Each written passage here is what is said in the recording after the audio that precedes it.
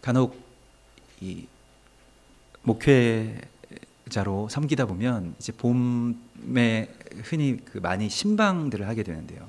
대신방, 뭐 그런 구역 신방 이런 것들이 이제 봄에 있어서 예전에 교구 목사가 되었을 때 신방들을 뭐 하루에 뭐 아주 여러 집들을 그렇게 다니면서 신방 예배를 하곤 했습니다. 봄이 되면 왜 교회에서 대신방을 하는가? 거기에 대하여서 뭐 다른 좀 그런 경험이 오래된 목사님들한테 물어보니까 항상 지내다 보면 봄에 영적으로 많이 다운된다는 거예요. 특별히 주부들이 많이 다운된다는데 봄이 오면 이 우울한 느낌들이 많이 들고 봄을 타시는 분들이 많기 때문에 봄에 꼭 우리가 신방을 가서 그 집에 선포를 하고 예배를 해야 된다, 이렇게 말씀하시더라고요. 실제로 봄에 간혹 신방을 하다 보면 뭐 우울한 기분에 이렇게 젖어들어서 그냥 하루 종일 창밖만 보면서 눈물을 흘리신다는 그런 분들을 간혹 뵙게 됩니다. 그리고 왜 슬픈지는 잘 모르겠는데 아무튼 총체적으로 다 슬프다고 이렇게 말씀하시더라고요. 근데 오늘날의 어떤 시대가 무슨 상실의 시대, 또 치유가 필요한 시대임에는 분명한 것 같습니다. 우울해하는 것 외에는 별 특별한 어떤 뾰족한 대안이 없이 그냥 우울한 것 그 자체로 그냥 살아가는 분들이 굉장히 많이 계시죠. 그리고 뭐 시대적인 그러한 감정들은 우울함이다, 그러한 기사를 최근에 본 적이 있는데요. 왜냐하면 이 시대가 느끼는 어떤 감정을 제일 잘 표현해 주는 것은 그 시대에 유행하는 유행가들입니다. 노래들인데 요즘 젊은 청년들이 듣는 노래가 뭐 눈물 샤워, 뭐 이런 뭐 눈물 속에 빠져서 너무 슬프고 그런 노래들을 많이 듣는다고 합니다. 그래서 가사들을 보니까 정말 처절하더라고요.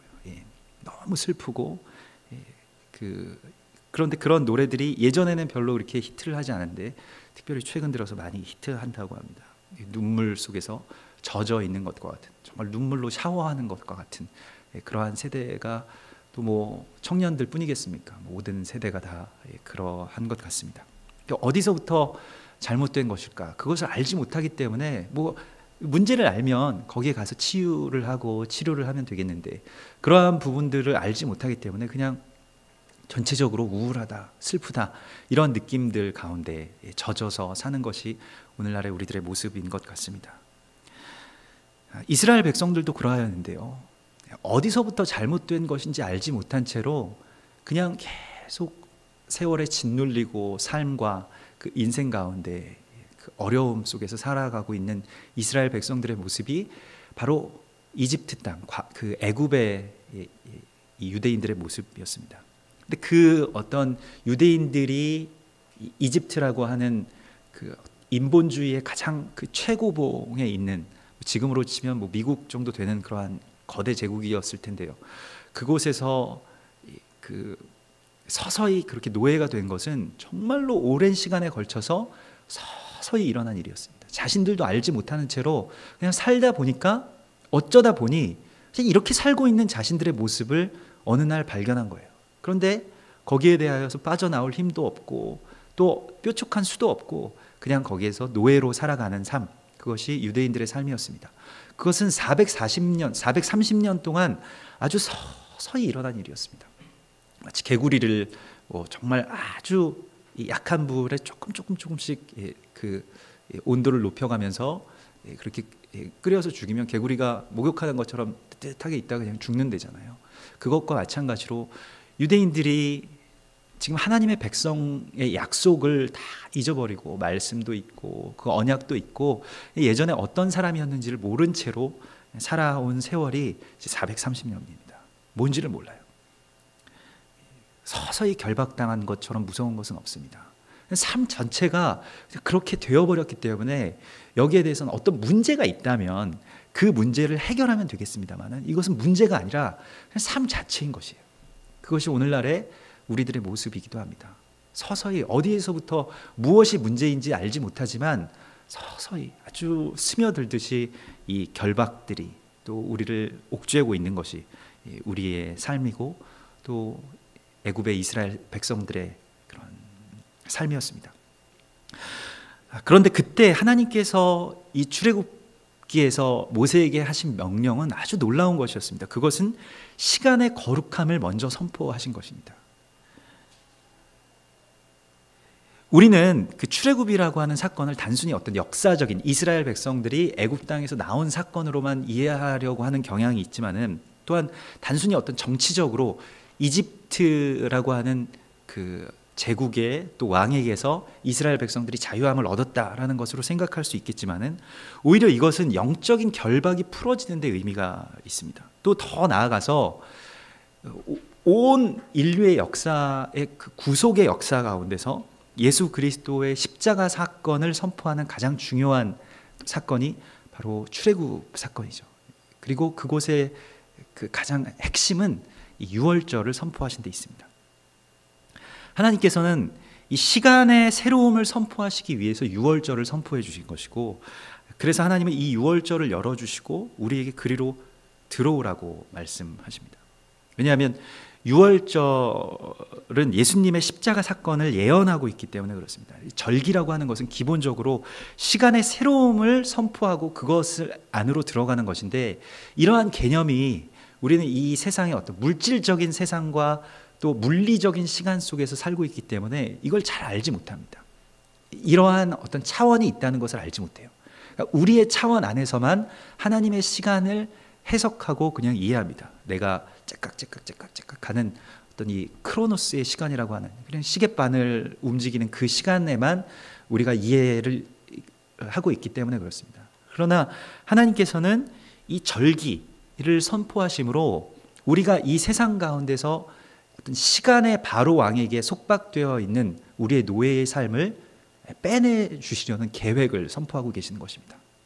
실제로 정치적인 그 애굽의 왕은 바로였지만 지금 영적인 어떤 결박을 우리 가운데 자행하고 있는, 그리고 우리를 노예 삼고 있는 것은 시간의 바로 왕입니다. 그래서 세상의 시간 그리고 물리적인 시간들입니다. 여기에 대한 자유를 선포하는 것이 바로 절기, 곧 모에드입니다. 이 히브리어로 모에드라고 하는 것은 특별히 정하신 시간, 하나님께서 특별히 정하신 시간이라는 뜻을 갖고 있습니다. 절기는 하나님이 직접 정하시는 것이에요. 우리 이 세상의 어떤 절기들, 무슨 뭐 3.1절이나 뭐 8.15 광복절이나 이런 절기들은 사람들이 정하는 것이지만 실제로 이스라엘의 절기 가운데서도 사람의 절기들이 있습니다. 그런데 유월절과 뭐 무교절과 오순절, 뭐 7.7절, 초막절 이러한 절기들은 여호와의 절기, 그러니까 소유권이 하나님께 있는데 그것의 그 직접적인 이유는 하나님이 정해 주시는 것입니다. 사람이 어떤 날을 기념하기 위해서 정하는 것이 아니라 하나님께서 정하시고 하나님이 소유로 삼으신 어떤 시간들이 바로 모에드, 절기인 것입니다. 그래서 이 절기의 특징은 사건과 시간의 순서가 이 사람의 절기와는 반대로 나타나는 경우가 많이 있습니다. 대부분 그러한데요. 그것이 무엇이냐면 오늘도 이 출애굽기 12장을 보면 절기를 먼저 선포하시죠. 그러니까 이스라엘 백성들이 애굽 땅에서 풀려난 것을 기념하는 절기가 먼저 선포되고 그 절기를 먼저 지키고 있는 중에 이스라엘 백성들이 그 절기를 지킨 이후에 사건이 일어납니다. 성경에서의 이 모에드는 사건이 먼저가 아니라 먼저 사건이 일어난 것을 기념하는 것이 아니라 하나님의 날에 일어날 일들에 대한 예언적인 선포가 더 우선입니다. 그리고 뒤에 사건이 따라오는 것입니다. 하나님의 시간의 어떤 주도성이죠. 시간의 왕이신 하나님께서 이 모든 시간들을 다 다스리시고 또 계획하신 섭리대로 이끄신다는 것을 선포하는 것이 우리가 절기로 들어간다는 것에 참된 의미입니다. 특별한 목적과 계획에 따라서 하나님께서 정하신 대로 진행하고 있는 것이죠. 절기를 언제 만드셨느냐? 창세기 1장에서 천지창조가 있었던 때에 넷째 날에 이 절기를 만드십니다. 이 모에드, 절기라고 하는 것은 나중에 이제 모세를 통해서 출애굽기나 레위기, 뭐 민수기에서 그렇게 절기들에 대해서 말씀을 하시지만 이 절기는 이미 하나님의 창조의 디자인 가운데 포함되어 있었던 것입니다. 아주 중요하게 포함되어 있었던 것입니다. 그래서 그 창세기 1장 14절을 보면 하나님이 이르시되 하늘에 궁창과 광명체들이 있어 낮과 밤을 나뉘게 하고 그것들로 징조와 계절과 날과 해를 이루게 하라. 여기서 징조와 계절이라고 할 때의 이 계절이 바로 모에드입니다. 그냥 우리가 사시사철 이것을 말하는 것이 아니라 징조와 계절을 선포하게 하라. 이 날과 달들이, 그러니까 해와 달들이 이것을 위해서 존재한다. 이것을 가리키기 위해서 해와 달들을 창조하셨다는 것입니다. 그래서 하나님께서 왜 그렇게 별들을 많이 만드시고 달과 또 해를 만드셨을까 하는 것에 대한 목적은 이 절기를 표시하시기 위해서 하나님께서 만드셨다고 성경은 기록하고 있습니다. 그래서 징조, 그러니까 앞으로 일어날 일에 대한 어떤 사인을 주시기 위해서 이 절기를 우리 가운데 만드셨는데, 이것이 곧 하나님의 시간에 대한 어떤 계시, 사인, 그리고 선포, 그 기다림을 이 절기에 담고 있는 것입니다. 골로새서 2장 16절에서 바울은 이렇게 말합니다. 그러므로 먹고 마시는 것과 절기나 초하루나 안식일을 이유로 누구든지 너희를 비판하지 못하게 하라. 이것들은 장래일의 그림자이나 몸은 그리스도의 것이니라고 말을 하고 있습니다. 장래일의 그림자라는 것이 무슨 의미일까요? 말 그대로 앞으로 일어날 일들이 지금 어떤 하나님의 그 빛으로 우리 가운데 그림자, 어떤 사인이 되고 있는 것, 마치 해시계와 같이 사인이 되고 있는 것, 앞으로 일어날 일에 대한 말씀이 또 계시가 절기라는 것입니다. 절기를 보면 예수 그리스도께서 어떻게 이 땅 가운데 오셔서 사역하시고 또 죽으시고 또 다시 부활하실 것인지, 하나님이 어떤 계획을 이 세상 가운데 또 우리 안에 갖고 계신지를 알 수 있는 것입니다. 그래서 바울은 절기 가운데 묶여 있는 어떤 유대교적인 어떤 그 사상과 또 유대교적인 어떤 그 율법주의와 또 절기에 대한 의미를 아주 냉철하게 나누고 있는데요. 유대인들은 이 절기에 대해서 알지 못하는 채로 이 절기를 그냥 간직하고 지키고 있는 것인데, 그 절기의 중심, 곧 그 절기의 머리는 그리스도라는 것입니다. 그리스도께서 이 땅 가운데 오셔서 죽으시고 또 유월절 어린 양의 피로 우리에게 덮어주시고 또 우리가 그 사망의 권세에서 벗어나서 생명으로 나아가게 되고, 또 오순절 마가의 다락방에서 성령님께서 이스라엘 백성들에게 임하셔서 온 주의 백성들이 예수 그리스도를 닮은 삶, 작은 예수로 온 세상 땅끝까지 이르러서 하나님의 증인, 예수 그리스도와 같은 삶을 살게 해주시는 것을 열어주신 것이고, 그리고 이제 다시 올 예수 그리스도를 우리가 나팔절과 초막절에 예수께서 이 땅 가운데 나팔절에 다시 오셔서, 나팔 불 때 이 땅에 다시 오셔서 우리에게 우리와 영원히 동행하여서 사시는 그 초막, 장막이 되시겠다고 하는 그 약속을 기다리는 것이 성경 전체의 역사인 것입니다. 그래서 왜 6월절이 중요하냐 하면, 6월절 자체의 의미보다는 6월절이 계시하고 있는 예수 그리스도께 가까이 나갈 수 있는 그 시간을 선포하는 것이기 때문에 중요합니다. 예수 그리스도 어린 양의 보혈을 선포하고 예수 그리스도의 십자가 사건을 우리가 다시 그 성령님과 함께 이 시간의 거룩함 가운데로 들어가서 그것을 경험하고 또 그 안에 같이 살아가는 것, 이것이 바로 시간의 절기, 이 시간의 거룩함, 절기 가운데로 들어가는 참된 의미입니다. 그래서 오늘날 고난주간과 부활주일은 6월절과 비슷한 시간 가운데 그렇게 선포되곤 하지만은, 그러나 그것은 그 춘분 후 며칠 이후 이렇게 되어 있는데, 그것도 원력을 쓰는데, 성경에 나와 있는 그 6월절에 예수 그리스도께서 십자가를 지시고 또 초실절에 부활하신 그 사건을 아주 교묘하게 이렇게 좀 비틀고 있습니다. 그래서 6월절이 그 고난주간이 아니고 또 초실절이 부활주일이 아니고, 그들이 섬기는 예전에 그 로마의 우상 숭배의 잔재들, 그 날을 기념하는 날들로 그렇게 섬기고 있죠. 그래서 그 그 부활주일을 이제 이스터라고 하는 것이 그 당시에 그 다산의 여신을 섬기는 그 축제일에서 비롯되었습니다. 그래서 그 날만 그대로 그냥 바꾼 것이죠.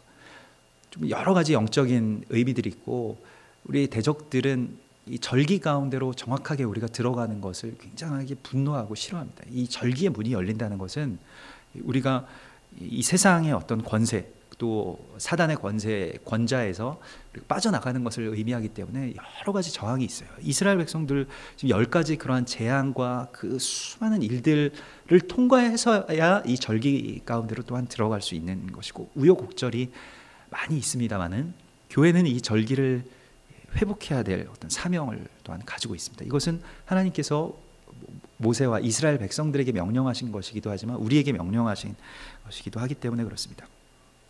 간혹 이제 이단들은 이 절기를 지키는 것이 마치 구원으로 들어가는 길인 것처럼 이야기하기도 합니다만은 그 절기 자체에 어떤 그 의미가 있는 것이 아닌 것은 뭐 성경적으로 분명한 사실입니다. 그런데 특별히 최근에 무슨 신천지의 그런 이만희 뭐 그런 교주가 유월절과 안식일을 지키는 것을 굉장하게 뭐 그 자신들이 새롭게 발견하는 것인 것처럼 이렇게 이야기하고, 또 신천지 뭐 그 이 신도들이 그걸 다 지키도록 뭐 이렇게 막 강요하고, 거기 굉장히 그것을 보면 아주 음란하게 절기들을 지키고 굉장히 비틀어 놓은 것들을 보게 되는데요. 실제로 그것들을 뭐 우리가 다 볼 필요는 없습니다만은 간혹 그 이야기들을 뭐 접하고, 또 신천지에서 우리가 유월절을 지켜야 됩니다, 유월절의 의미는 뭐 이런 것입니다라고 말하는 것을 볼 때마다 굉장히 마음에 정말 애통함이 있고 화가 납니다. 어쩌면 우리가 한 발 늦었다는 생각도 들고, 이 절기로 들어가는 길에 사단은 먼저 그 길목을 무슨 그런 이단들이나 그런 것들로 다 오염시켜 놓고, 우리가 만약에 절기에 대해서 좀 그 하나님의 말씀대로 절기를 지키고 절기의 의미에 대해서 나가자 하면 저 혹시 신천지 아닌가, 저 혹시 이단 아닌가, 이러한 의문을 갖게끔 만들어 놓았다는 것입니다. 그래서 아예 그러면 절기 신경 쓰지 말자 이렇게 생각하게 하는 것이 사단의 의도입니다. 절기가 언제 없어졌냐면 로마의 그 콘스탄틴 황제가 이 모든 절기들을 이렇게 그 유대인들의 절기들을 이렇게 보니까 반유대주의적인 것이 이 로마에 아주 강하게 그렇게 들어와서 이제 유대인의 어떤 잔재들을 기독교에서 다 거세하자, 다 베어내자라고 했을 때 유대화된 것들만 사형에 처하고 그것을 아주 제거하는 것을 그 역사가 우리 가운데 이렇게 보여주고 있습니다. 그래서 그 당시에는 이 초창기에 초대교회나 또 교부들의 시대에 이 유월절의 절기를 지킨다는 것은 어떤 제도화된 그 교회로부터의 핍박 또 단절을 의미했고, 오늘날에도 역시 뭐 어떤 제도화된 교회가 유월절을 지킨다라고 하는 것은 이단이 아닌가 하는 어떤 그러한 그 핍박들, 또 보이지 아니하는 그런 핍박들을 우리가 받게 됩니다. 사단은 절기를 지키는 것을 굉장히 싫어하고, 또 그 절기가 예수 그리스도의 구원의 역사를 예표하고 있다는 것을 우리가 깨닫는 것에 대해서 굉장히 우리가 생각하는 것보다 더 분노하는 것을 알고 있습니다. 그렇기 때문에 우리는 이 절기를 또한 지킬 사명이 있다는 것을 우리가 알아야 됩니다. 이 세상 가운데서 예수 그리스도를 믿는다라고 하는 것은 곧바로 이 영적인 싸움터에 나간다는 것을 의미하는 것이지, 사단이 뭐 어느 정도 일정 부분을 통치하고 지배하고 있는 이 하나님의 나라, 그러니까 모든 세상이 다 하나님의 나라이지만 사단에게 어떤 그 권세를 우리의 죄 때문에 합법적으로 빼앗겨 왔다면 그것을 다시 우리가 취해 와야 하는 것이 우리의 사명에도 불구하고 그러한 아무런 생각이 없이 그냥 그러면 사단이 원하는 대로 해주자, 그냥 저들이 그냥 이건 그럼 가져가게 해주자, 그러한 어떤 타협점에 우리가 놓여서는 안 된다는 것입니다. 우리는 그 사단에게 빼앗긴 하나님의 절기들을 다시 찾아와야 되는 사명이 있는 것이죠. 절기 속에서 예수님의 십자가 또 희생, 그 의미를 구체적으로 우리가 바라보고 또 그 안에서 살아가고 선포하고, 그리고 이 시간 속으로 들어가서 어떤 예전의 나의 시간과 지배받던 그런 구조들을 바꾸어서 사는 새로운 삶을 선포하는 것입니다. 그래서 오늘 이 절기에 대하여서 유월절 절기가 예수 그리스도의 어린 양이신 예수 그리스도의 그 구속의 역사와 연결된다는 것을 우린 다 아시고 계실 것입니다. 이곳에 완전히 처음 믿으시는 분들은 없으시기 때문에 예수님이 유월절 어린 양이다. 이것으로 유월절의 대부분의 역사들을 우리가 다 이해하고 있습니다만은, 그래서 조금 더 그것에 대한 구체적인 의미들을 한번 우리가 오늘 나누어 보겠습니다. 그것은 어린 양을 잡으라는 것이었는데요. 이것은 예수 그리스도를 예표하는 것이고, 그런데 그게 그 양을 이렇게 나흘 동안 간직하라고 말합니다. 오늘 본문에서 그 양을 나흘 동안 간직한다는 것은 뭐 양을 죽여서 간직하는 것이 아니라 유월절에 잡기 전에 나흘 동안 양과 같이 이제 살아가는 것인데요.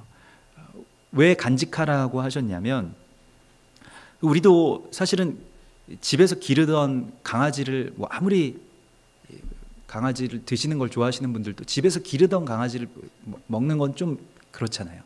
그런데 나흘 동안 이 어린 양을 데려다가 아주 흠없고 점없는 1년 이내 된, 그러니까 얼마나 귀엽겠습니까? 양, 또 1년도 채 되지 않은 양을 데려다가 이제 같이 지내는 거예요. 나흘 동안.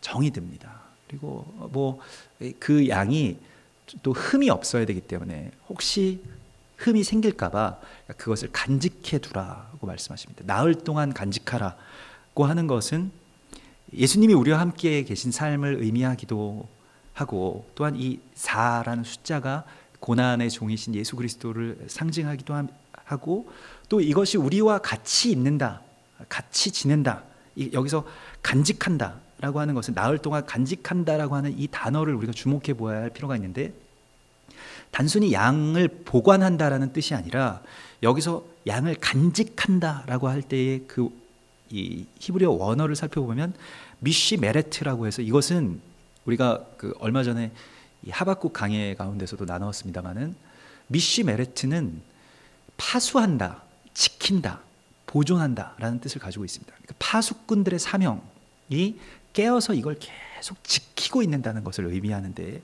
이건 단순의 어떤 보관의 의미를 넘어서는 것입니다. 단순히 보관한다라고 하는 것은 다른 단어가 있어요. 아찰르라고 하는 단어가 있는데, 이거는 미쉬 메레트는 지키다, 준행하다, 파수하다라는 뜻을 가지고 있고, 이것이 우리의 사명이 무엇인지에 대해서 성경이 정확하게 말씀하고 있는 것은, 이 양을 간직한다라고 하는 것은, 양은 또 예수 그리스도이시면서 말씀이시죠. 말씀은 예수 그리스도이시니까요. 말씀을 맡아서 지키고 파수하는 것이 우리의 사명이라는 것을 주께서 말씀하고 있는 것입니다. 이것이 양과 나흘 동안 같이 있는 의미인데요.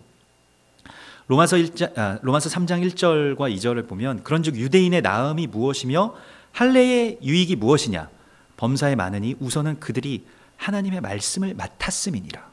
이것이 바로 미쉬 메레팀입니다. 하나님의 말씀을 맡아서 끝까지 이걸 지켜낸 것이에요. 유대인들의 나라는 망할지언정 말씀은 지켜냈습니다. 그것이 최근에 어떤 역사 가운데서 밝혀졌냐면, 어린 양이 우리 예수 그리스도이시고, 예수 그리스도는 우리의 말씀이신데, 우리에게 주신 말씀이신데, 이 말씀을 어떻게 보존해 왔냐면, 이스라엘 백성들이 그 말씀을 정말로 지켜왔다는 것이 어떻게 증명이 되냐면, 최근에 이 고고학의 발달로 이 사본들이 많이 발견되었습니다. 그러니까 뭐 사해 사본, 뭐 마소라 사본, 그래서 그 여러 동굴 가운데 실제로 성경의 원본들이 발견됐어요.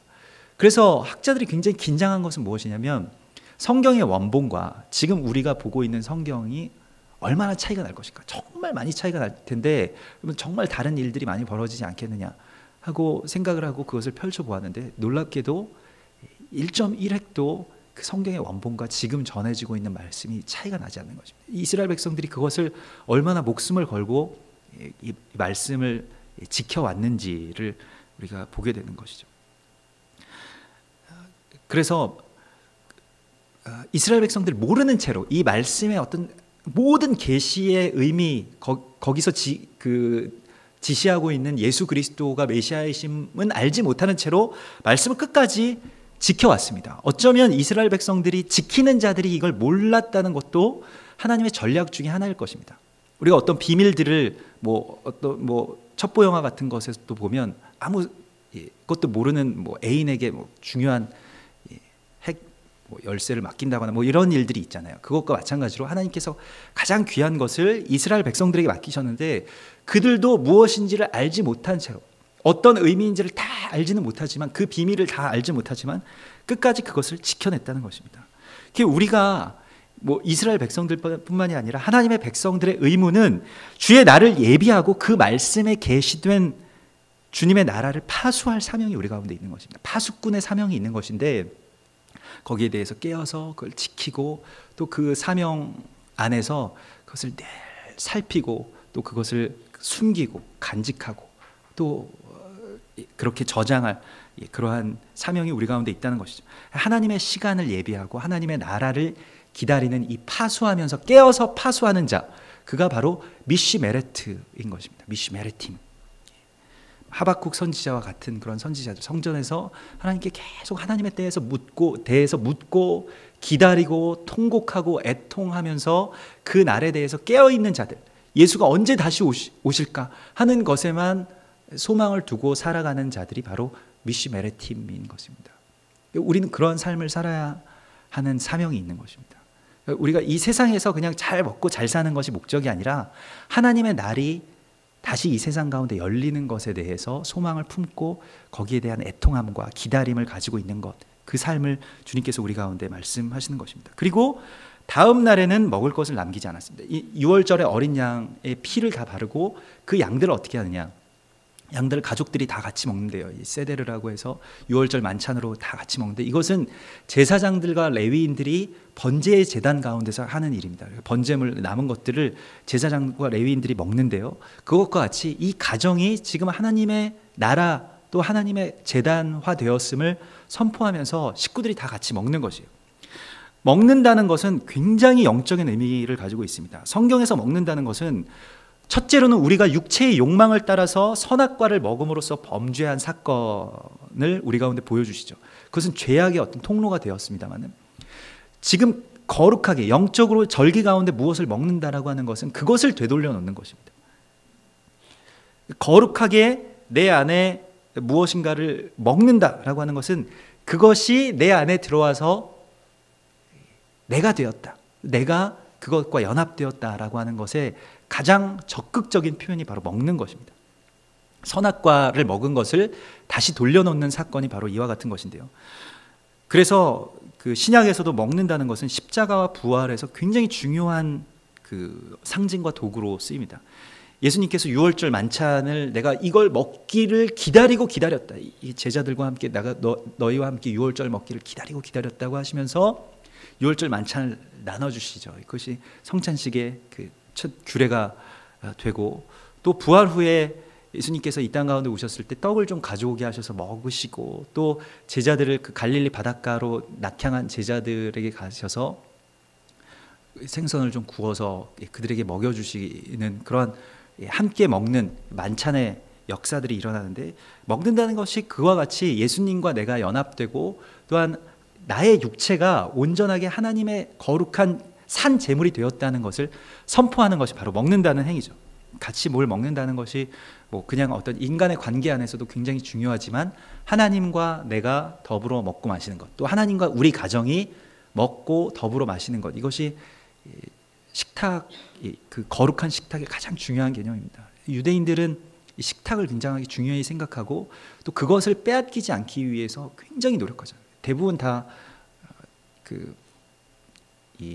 일반적인 유대인들은 외식을 하는 경우 없이 자기 가족들과 함께 만찬하는 것이 그 가정의 제단 가운데서 가장 중요한 일로 그렇게 생각합니다. 그러니까 특별히 따로 가정 예배를 드린다라기보다는 아이들과 함께 밥 먹는 것, 엄마 아빠와 아이들이 함께 밥을 먹고, 또 뭐 6월절 만찬이나 뭐 안식일 만찬 때가 되면 굉장히 잘 차려입고 가정에서 또 같이 모여서 이렇게 밥을 먹는 것이 굉장히 중요한 사역 가운데 하나이고, 거기에서 아버지가 자연스럽게 왜 우리가 이렇게 먹는지, 지금 이 6월절 이 어린 양, 이 구운 양은 어떤 의미를 가지고 있는지 그냥 자연스럽게 아이들에게 얘기해 주고 아이들이 그것을 듣고, 이것이 설교이죠.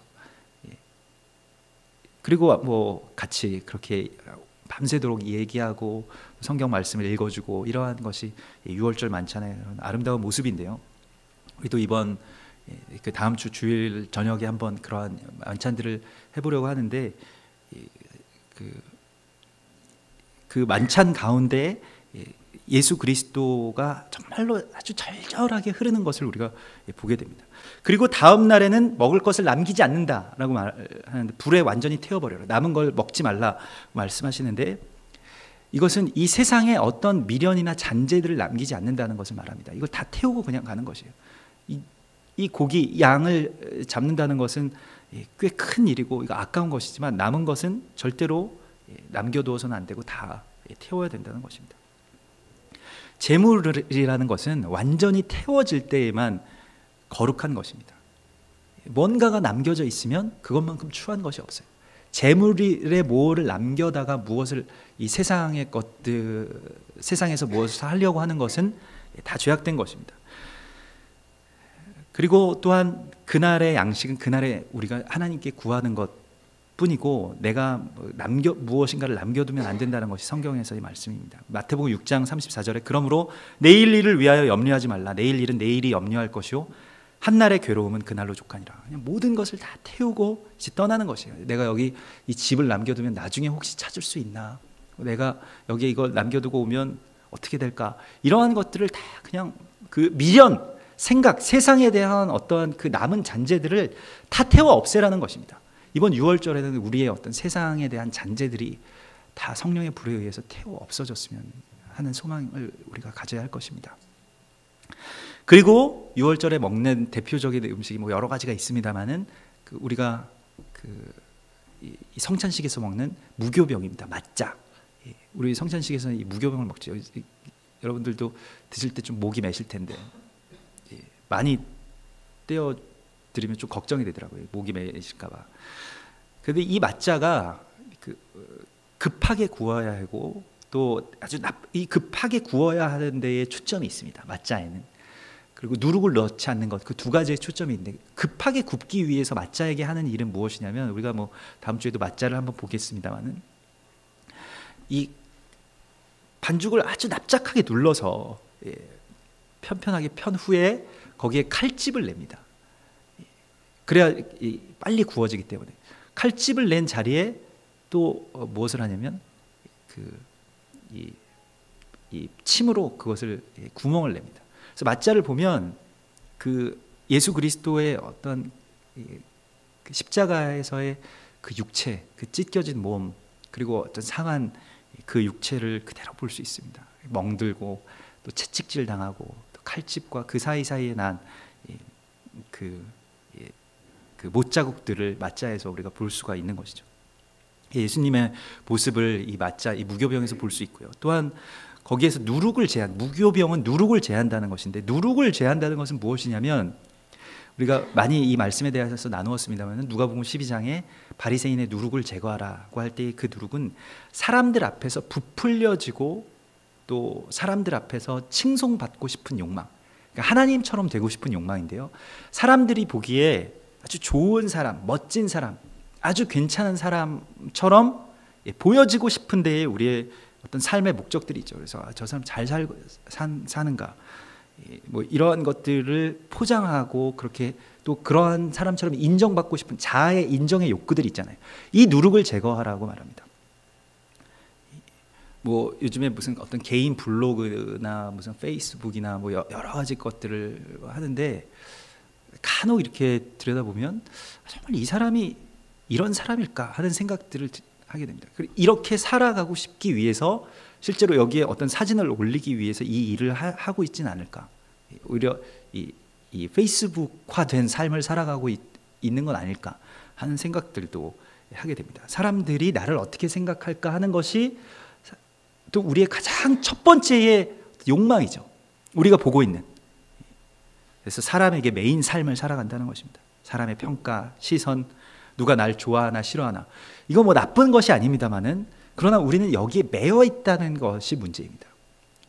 우리가 하나님이 보시기에 좋게 하는 삶을 사느냐, 사람이 보기에 좋게 하는 삶을 사느냐 하는 것에 문제가 되는데, 하나님이 보시기에 좋은 삶은 사람이 보기에 꼭 좋아 보이는 삶은 아닙니다. 예수님의 삶이 그랬죠. 무교병처럼 별로, 무교병과 파리바게트 빵이 있으면 무교병 안 먹을 겁니다. 당연히 크로아상을 먹고 싶겠죠. 부드럽고 달콤한 빵을 먹고 싶을 것입니다. 우리의 삶의 욕구도 마찬가지죠. 누가 어디에서 예수님처럼 살겠다고 하면 지지받을 만한 사람이 있겠습니까? 여러분의 남편이나 아들이 예수님처럼 살겠다고 어느 날 집을 나간다면 지지해 주시겠습니까? 안 될 말이겠죠. 그러나 성경은 우리에게 그 누룩을 제거하라고 말씀하십니다. 쉬운 일이 아닙니다. 예수님께서는 이렇게 말씀하십니다. 누가복음 12장 4절에서 내가 내 친구 너희에게 말하노니, 예수님께서 친구라고 말씀하실 때는 너희도 무교병처럼 살라고 말씀하시는 것이에요. 몸을 죽이고 그 후에는 능히 더 못하는 자들을 두려워하지 말라. 사람이 보기에 좋게 하는 것들, 사람들에게 매여서 그렇게 살아가지 말라는 것이에요. 그리고 누가복음 12장 말미에서 32절에서 이렇게 말씀하십니다. 적은 무리여 무서워 말라. 너희 아버지께서 그 나라를 너희에게 주시기를 기뻐하시느니라. 적은 무리, 초라해 보이고 또 연약해 보이는 하나님의 사람들을 통해서 하나님께서 역사하신다고 말씀하십니다. 그래서 사람들 앞에 뻐기고 사람들이 보기에 번듯해 보이는 어떠한 것들을 지어 올리고 또 그렇게 포장하려는 그런 모든 것들에서 다 내려와서 정말로 말씀의 본질, 그리고 고난의 종이신 예수 그리스도 그분만을 붙잡고 살아가는 무교병과 같은 그러한 삶이 되기를 소망합니다. 그리고 또한 누룩은 그 시간의 메인 삶을 말하는 것인데요, 하루 이틀의 어떤 발효 시간이 걸리죠. 그런데 이거 급하게 지금 구워서 급하게 지금 먹으라고, 아주 급박하게 먹으라고 하나님께서 말씀하시는데 다른 것을 할 시간이 없다는 것이에요. 그런데 우리는 이렇게 주장합니다. 이 누룩을 넣지 않으면 우리에게는 아무런 기쁨이 없습니다 라고 주장합니다. 이 세상의 시간에 눌리는 것이죠. 내가 지금 여기서 돈을 벌지 않으면 하나님의 나라도 없습니다. 내가 지금 여기서 무엇인가 사람들 앞에서 명예를 찾지 못하면 하나님의 영광도 없는 것입니다 라고 하나님께 그렇게 항변하면서 누룩을 계속 가져오자고 우리가 주장합니다. 그런 삶 가운데서 너무 바쁘고 여유가 없고 지금은 할 수 없고 하나님의 나라는 나중에 언젠가는 하겠다고 이야기하지만, 그러나 주님께서는 말씀하십니다. 즉시 나를 따르라고 말씀하십니다. 지금 그러한 모든 것들은 그냥 거기에 맡겨놓고 그저 즉시 누룩 없이 떡을 만들어서 먹으라고 말씀하시는 것이에요. 하나님의 구원의 역사, 언제 믿음이 성장해서 언제 교육받고 언제 뭐 직분을 받아서 언제가 되면 도대체 하나님의 나라를 위해서 살아갈 수 있는 것입니까? 하나님의 나라는 즉시 내가 지금 주님을 따르지 못하면 따르지 못하는 것입니다. 하나님의 시간은 지금 나에게 즉시 결단하지 않으면 나중이라는 것은 우리에게는 없는 것입니다. 주님께서는 이 나중이라고 하는 누룩, 시간의 누룩을 우리에게 제거하라고 말씀하십니다. 언젠가는이라고 하는 누룩이 우리의 삶의 빵 가운데서 제거되어야만 우리는 무교병과 같은 삶을 살아갈 수 있는 것입니다. 고린도전서 5장 7절과 8절의 말씀입니다. 너희는 누룩 없는 자인데 새 덩어리가 되기 위하여 묵은 누룩을 내버리라. 우리의 유월절 양 곧 그리스도께서 희생되셨느니라. 이러므로 우리가 명절을 지키되 묵은 누룩으로도 말고 악하고 악의에 찬 누룩으로도 말고 누룩이 없이 오직 순전함과 진실함의 떡으로 하자. 우리의 어떠한 삶의 묵은 누룩들을 다 제거하는 이번 유월절이 되기를 소망합니다. 유월절에 대한 그 한 예표는 창세기에서 찾을 수 있는데요. 그 유월절, 오늘 이 유월절의 규례를도 봐도 유월절이 새해의 첫날이라고, 1월 1일이라고 주님께서 말씀하고 있습니다. 너희의 1월 1일이 되게 하라. 그래서 그 해의 첫날이 되게 하라고 말씀하시는데, 이스라엘 백성들 가운데는 그 해의 정월, 그러니까 그 새해의 첫날이 4번 있습니다. 그들은 4번의 정월을 지키는데요. 이 시간의 첫날은 사실은 이 티슈리월이라고 해서 10월의 나팔절로부터 시간이 시작된다고, 1월 1일이 시작된다라고 그렇게 생각합니다. 그것은 왜냐하면 하나님께서 천지를 창조하신 날이 이 나팔절에 천지를 창조하시고 또 예수님께서 다시 오실 날도 나팔절이기 때문에 그렇습니다. 그 날이 시간적으로 하나님의 시간에 있어서 1월 1일이라는 것입니다. 그리고 이제 2월경이 되면 쉬밧월이라고 해서 식물의 11조를 드리는데요. 그러니까 식물의 이 모든 우리가 거둔 곡식의 10분의 1을 드리기 위해서 그러면 언제부터 10분의 1을 드리느냐? 우리도 뭐 그런 생각들을 하잖아요. 이걸 세금을 낸 다음에 10분의 1이냐, 세금 내기 전에 10분의 1이냐, 이런 생각들도 하잖아요.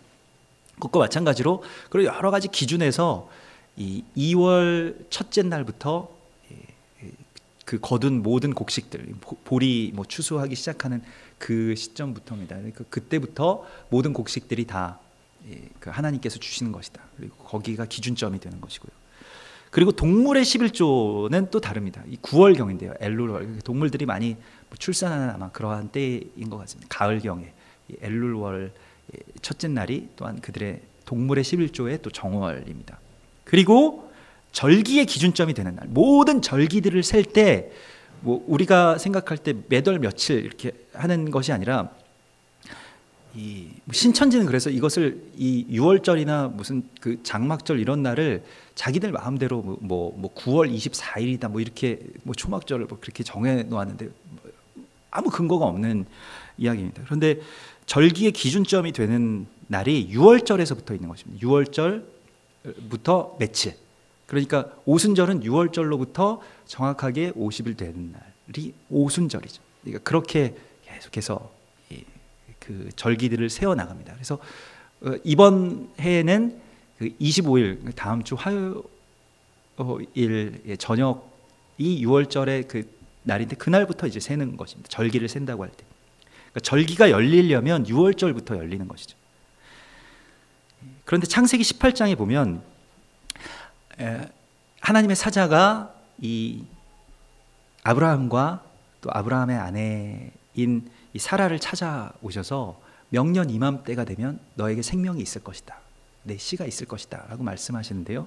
창세기 18장 14절에 보면 여호와께 능하지 못한 일이 있겠느냐. 기한이 이를 때에 내가 내게로 돌아오리니 사라에게 아들이 있으리라. 여기서 기한이 이를 때라는 말로 번역된 말이 직역하면 이 하야 에트라고 해서 생명의 시간이라는 것입니다. 생명의 시간에 내가 너에게 오리라 말씀하시는데 생명의 시간은 봄 절기를 말하는 것이고요. 그 성경에서는 이제 봄을 말하는 것이고 이것이 바로 6월절에 내가 너에게 올 것이다 라고 말한 것입니다. 이삭이 그때 잉태됩니다.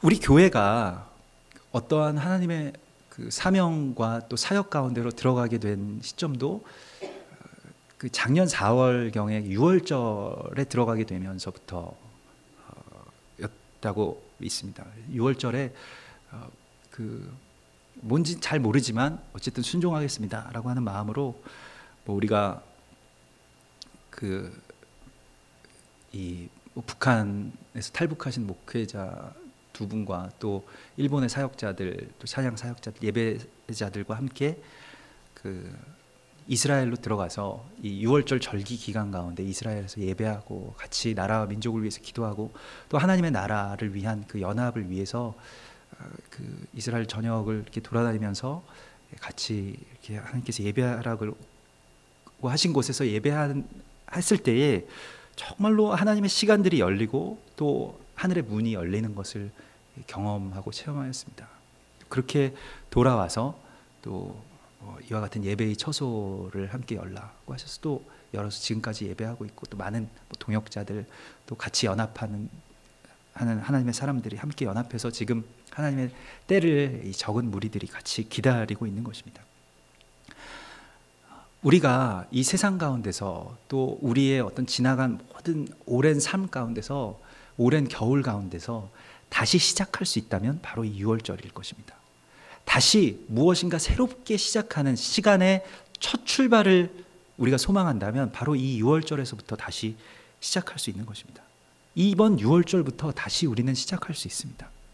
그동안 우리를 결박하고 있었던 모든 결박들에서 사슬들이 다 풀어지고 보이지 않는 결박들이 다 끝내어지고 종이 아닌 자유자로 또 노예가 아닌 그리스도 예수의 참된 신부로 그렇게 이 세상 가운데서 정말 어떤 의무가 아니라 놀라운 기쁨과 충만한 은총으로 우리가 하나님의 나라를 살아가는 그러한 거룩한 출애굽의 역사가 우리의 이 절기를 통해서 우리에게 주신 여호와의 절기를 통해서 일어나게 될 것을 소망합니다.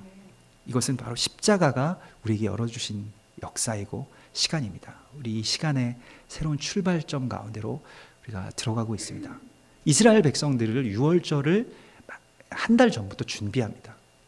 기도로서 준비하고 실제로 집을 청소하고 집에 있는 어떤 누룩들을 제거하고 또 하나님의 새로운 시간들을 맞기 위해서 묵은 때들을 다 벗겨내고 뭐 대청소를 하고 뭐 좀 가증한 물건들이 있으면 다 내어다가 태우고 그런 새로운 출발점으로 이 날을 우리가 삼는다면 우리는 또한 새로운 우리의 영의 지금까지 우리의 삶을 그렇게 구조적으로 그 노예화 시켜 놓고 있었던 모든 시간과 또 모든 통치의 삶으로부터 그리스도 예수의 어린 양의 피로 말미암아 구원받는 거룩한 거듭남의 시간, 그것을 우리 가운데 열어주시는 것입니다. 우리 함께 기도하시겠습니다.